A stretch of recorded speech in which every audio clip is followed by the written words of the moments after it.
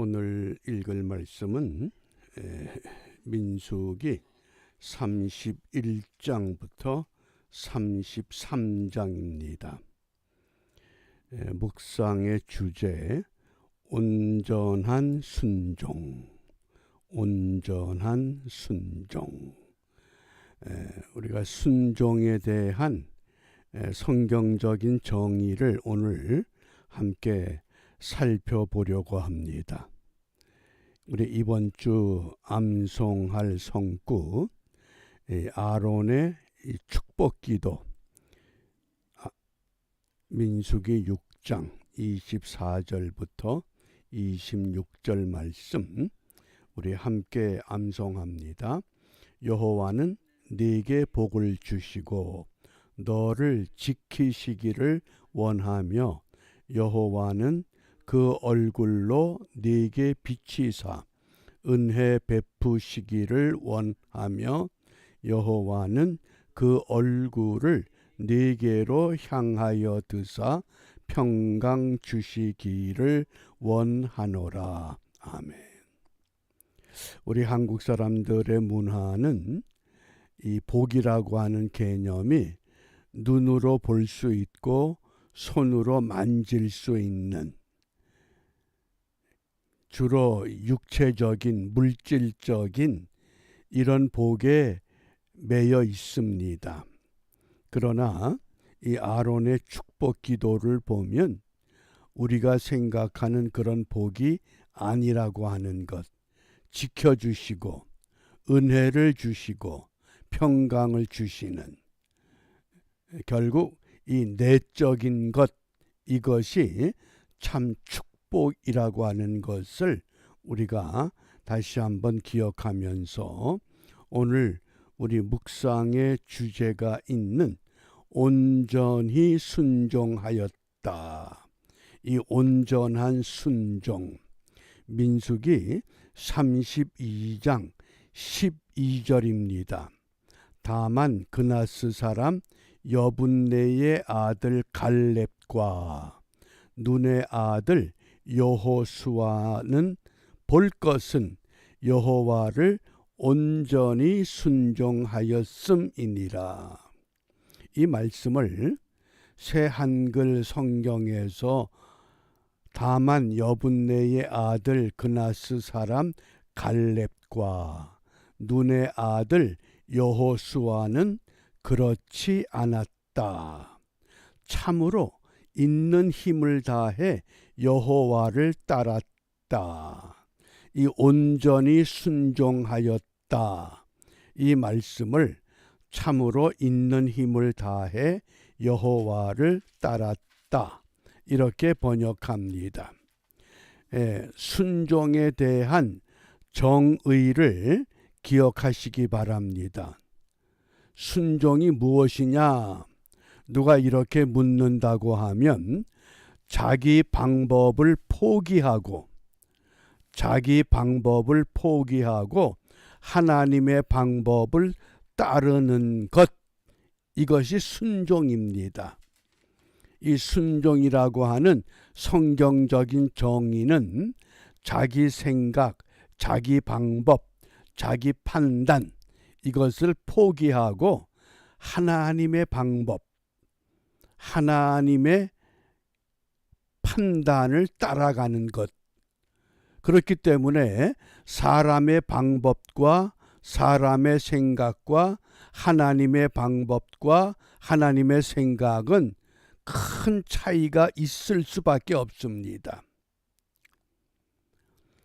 그 프랜시스라고 하는 성자가 그 이름이 널리 알려졌을 때 어떤 젊은 두 청년이 프랜시스를 찾아왔다고 합니다.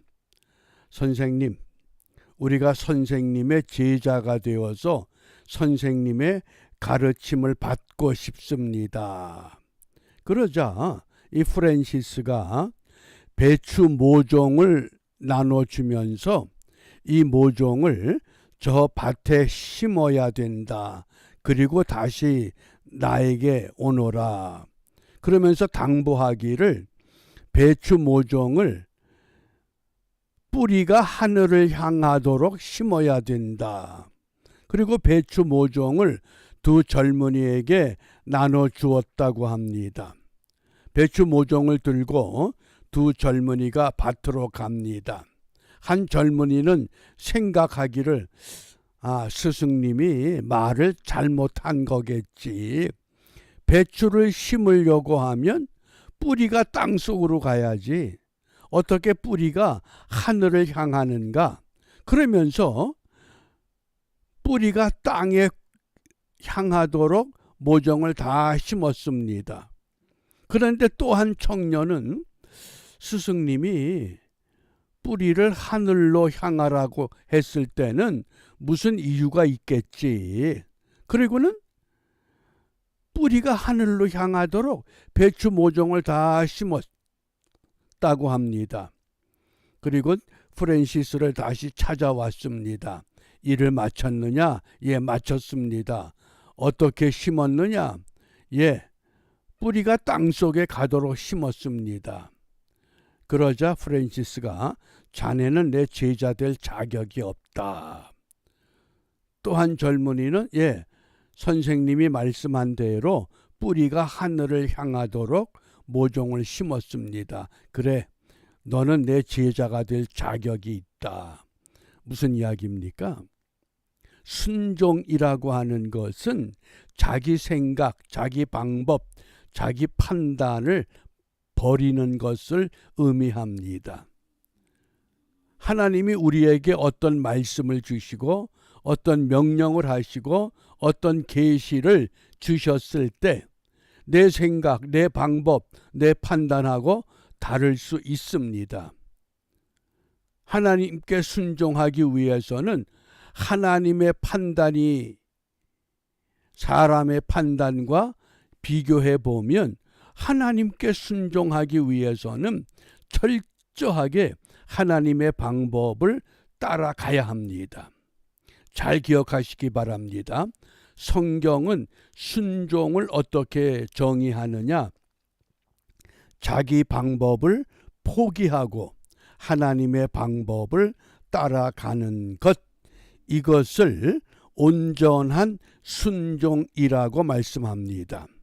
그래서 이 온전히 순종한다, 이 온전한 이 히브리 단어가 마레라는 단어를 사용하는데 이 마레의 의미가 출애굽기 32장 29절에서는 헌신한다 이렇게 번역이 됩니다. 모세가 산에 올라갔다가 내려왔을 때 산 아래에서 하나님의 백성들이 무엇을 만들었습니까? 금송아지를 만들었습니다. 백성들이 방자하게 행함으로 모세가 칼을 뽑아서 백성들로 하여금 이렇게 잘못된 일을 하게끔 한 그 사람들을 전부 칼로 쳐 죽이라고 그랬습니다. 그리고 나서 비로소 하나님께 헌신하는 백성이 될 수 있었다. 그래서 이 마레라고 하는 이 단어의 뜻이 채운다 그런 뜻입니다. 온전히 순종하기 위해서는 내 생각, 내 경험, 내 판단, 내 방법 완전히 버리고 하나님의 방법으로 채워질 때 바로 그것이 온전한 순종이 된다고 하는 것. 이 순종의 의미를 기억하면 오늘 성경은 순종에 대해서 어떻게 말씀하셨느냐? 우리가 잘 아는 말씀입니다. 사무엘상 15장 22절. 사무엘이 이르되 여호와께서 번제와 다른 제사를 그의 목소리를 청종하는 것을 좋아하심같이 좋아하시겠나이까. 순종이 제사보다 낫고 듣는 것이 수양의 기름보다 나으니. 어떤 내용입니까? 사울 왕이 아말렉과 전쟁에 임하게 될 때 분명히 하나님은 선지자를 통해서 그 아말렉 사람들, 아말렉의 모든 짐승까지 진멸하라. 분명히 하나님이 말씀하셨습니다. 그런데 사울이 전쟁터에 나가서 그 싸움에 승리합니다. 그리고는 아주 살찌고 좋은 짐승들은 전부 죽이지 않고 가져왔습니다. 선지자 사무엘이 왕에게 묻습니다. 왕이여, 왜 짐승들을 진멸하지 않으셨습니까? 사울이 이유가 있습니다. 네, 하나님께 좋은 짐승을 제물로 바치기 위해서 가져왔습니다. 그때 사울이 꾸짖습니다. 왕의 방법과 하나님의 방법이 다르다고 하는 겁니다. 우리가 믿음의 조상 아브라함을 하나님께 순종한 믿음의 대표적인 인물로 꼽는 이유가 뭡니까? 그 귀한 아들 이삭을 번제의 제물로 바치라고 합니다. 그게 하나님의 방법입니다. 그런데 아브라함은 주저하지 않고 그 아들을 데리고 3일 길을 걸어서 약속의 땅, 지금으로 말하면 예루살렘, 그 큰 바위, 그 바위에 아들을 꽁꽁 묶어서 올려놓고 칼을 뽑습니다.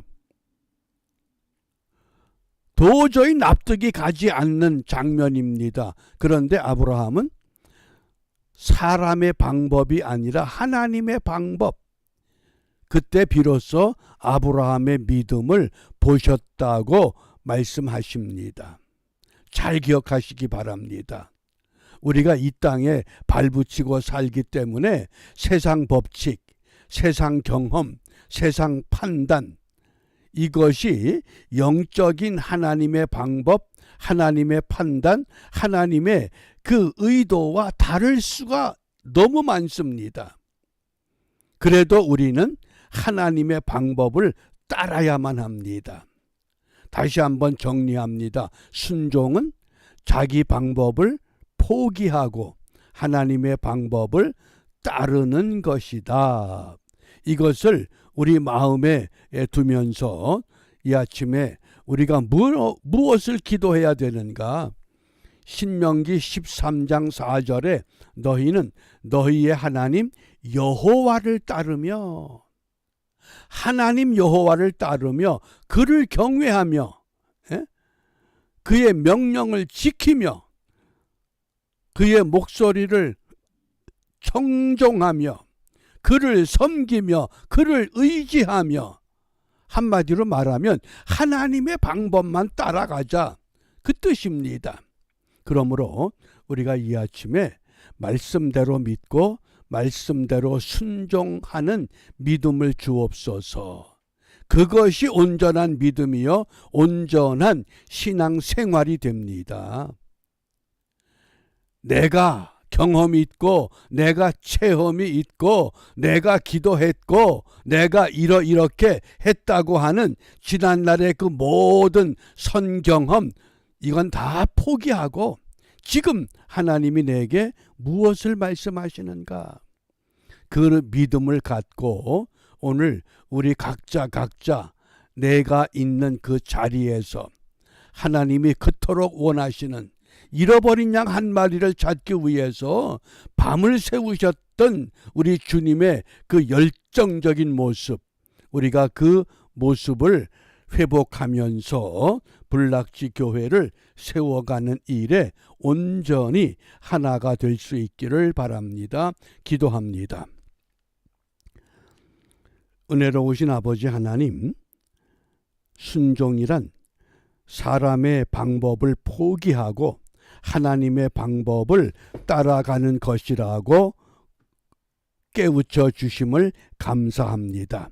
비옵기는 주를 믿노라 하면서도 내 생각, 내 방법, 내 판단, 내 경험을 주장했던 지난날의 어리석음 모두 떨쳐버리고 주님이 말씀하시는 대로, 주님의 음성을 듣는 대로 무조건 온전히 순종하는 복된 하루가 되도록 인도하여 주시옵소서.